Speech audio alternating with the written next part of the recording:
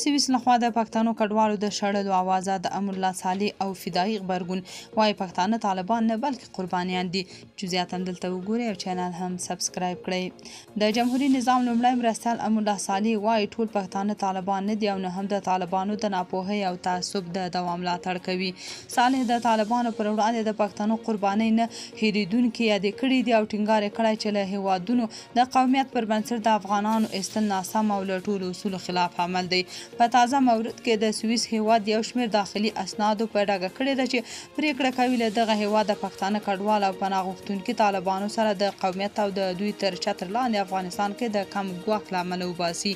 د ښاغلي امر الله صالح په مشرۍ زرغون بهیر په اعلامیه کې ټینګار شوی چې پښتانه باید له طالبانو سره ګډ نشي او له ټولو هغو هیوادونو چې افغانان پښتانه پکې میشت دي او یا کډوال مني د افغانانو د روایتونو اورېدو غوښتنه کړې ده.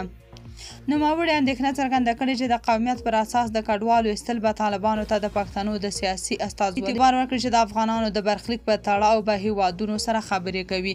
بلخوا د جمهوریت نظام والي محمد حلیم فدایي یاده طرحه نه یوازې توپیري خطرناک او د بشري حقونو خلاف بولي بلکې ټینګار کوي چې سویس به د ټولنیزې سزا دود رامنځته کړي. د سویس هیواد طرحه په ډاګه کوي چې له طالبانو سره د ژبې او قوم په نسبت نږدېوالي له امله پښتنو پناه غوښتونکو ته په افغانستان کې ښایي خطر کم وي. طالبان چې یوازې یوه ایډیالوژیکه ډله ګڼل کېږي. فدایي ټینګار کړی چې یادې ډلې د پښتنو لوی اکثریت مشران وژلي او له منځه یې وړي دي. نوموړی وایي طالبانو ډاکټر نجیب الله اعدام کړ او د افغانستان تیر شل کلن جمهوري نظام پر مهال چې ولسمشران یې پښتانه و جګړه وکړه. تاسو په دې اړه څه نظر لرئ؟ کومنټ کې شریک او چینل هم سبسکرایب کړئ.